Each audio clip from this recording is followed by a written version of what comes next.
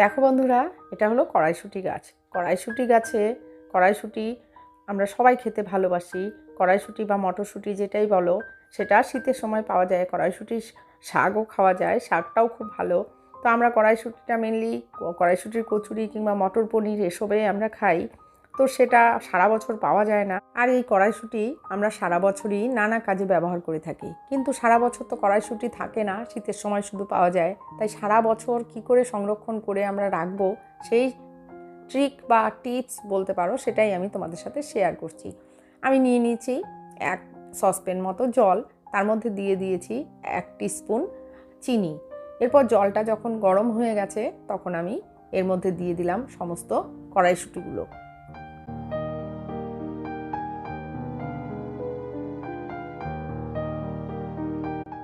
কড়াইশুঁটিগুলো এতে দিয়ে ফোটাতে হবে না, যেটা আমরা ভাপ দেই, ভাপে যেটা সেদ্ধ করি, যেরকম কোনো কিছু ভাপিয়ে নেওয়ার জন্য যতটুকু গরম করি ততটুকু করলেই হবে। দেখবে আস্তে আস্তে কড়াইশুঁটিগুলো সব তলা থেকে ওপরের দিকে চলে আসবে, জলের ওপরে ভেসে যাবে। যখন এটা ভাপ হয়ে যাবে তখন তারপর এটা নামিয়ে নিতে হবে। এরপর আমি নিয়ে নিয়েছি এটা একটা নর্মাল জল, এর মধ্যে দিয়ে দিচ্ছি আইস কিউব দিয়ে জলটা একটু ঠান্ডা করে নিচ্ছি। এরপর যে নামিয়ে নিলাম, যে কড়াইশুঁটিগুলো ভাপিয়ে নামিয়ে নিয়েছি, সেগুলো এটাতে ট্রান্সফার করে দিচ্ছি। আর এটা ট্রান্সফার করতে করতে তোমাদের কাছে একটা ছোট্ট রিকোয়েস্ট করে নিচ্ছি। সেটা হলো, যারা যারা আমার চ্যানেলটা সাবস্ক্রাইব করেছো তাদের আমি অসংখ্য ধন্যবাদ জানাই। আর যারা এখনও আমার চ্যানেলটা সাবস্ক্রাইব করনি, তারা প্লিজ আমার চ্যানেলটা সাবস্ক্রাইব করবে, এবং তোমরা কী ধরনের ভিডিও দেখতে চাও সেটাও আমাকে জানিও। আর তোমাদের ভিডিওটা ভালো লাগলে অবশ্যই লাইক করো। তোমাদের একটা লাইক আমাকে অনেক দূর এগিয়ে নিয়ে যেতে সাহায্য করে। এভাবে আমি জলের মধ্যে এটা মিশিয়ে দিলাম। দেখো কিছুক্ষণ রেখে দেব, এই জলের মধ্যে কিছুক্ষণ রেখে দেব। এরপর সেই জল থেকে আবার আস্তে আস্তে এটা একটা ছাঁকনিতে বা যে কোনো নেটের ওপরে তুলে জলটা আমরা ঝরিয়ে নেব।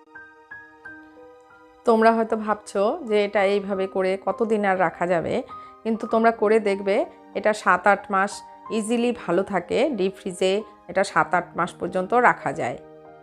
জল ঝরিয়ে এই কড়াইশুঁটিগুলো একটা নেটের ওপরে বা সুতির কাপড় কিছুর ওপরে মেলে দিতে হবে, ছড়িয়ে দিতে হবে, যেটা রোদে দেওয়া যাবে না, ঘরেই রাখতে হবে। তো আমি এটা ফ্যানের তলায় দিয়ে একটু জলটা শুকিয়ে নিয়েছি, কারণ জল থাকা অবস্থায় রাখলে সেটা ভালো থাকবে না, তাই নষ্ট হয়ে যেতে পারে।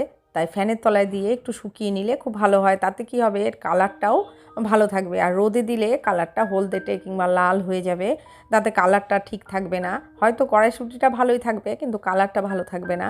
তাই এটা রোদে দেওয়া যাবে না, রোদে না দিয়ে ঘরের মধ্যেই শুকনো করে নিতে হবে।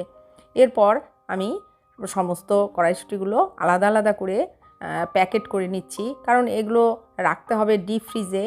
তাই আমি খুব বেশি করে রাখছি না, ছোট ছোট প্যাকেট যেগুলো পলিপ্যাক কিনতে পাওয়া যায়, সিল প্যাকেট যেগুলো পাওয়া যায় বাজারে, সেগুলো কিনে এনেছি। এনে আমি ওই প্যাকেটগুলোর মধ্যে ঢুকিয়ে নিচ্ছি।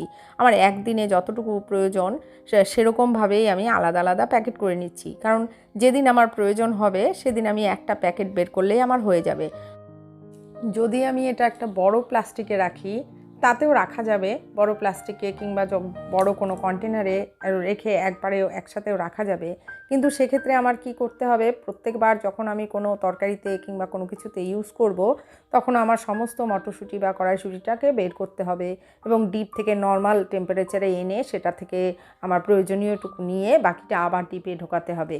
এই করে হয়তো জিনিসটা খুব তাড়াতাড়ি নষ্ট হয়ে যেতে পারে।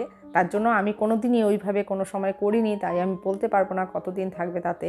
তো আমি সবসময় এইভাবে আলাদা আলাদা করে নিই। যদি সিল করা প্যাকেট না পাওয়া যায়, তবে এরকম পলিপ্যাকের মধ্যে নিয়েও সেগুলো রাবার ব্যান্ড দিয়ে আটকে প্রয়োজন অনুসারে সেগুলো প্যাক করে রাখা যেতে পারে।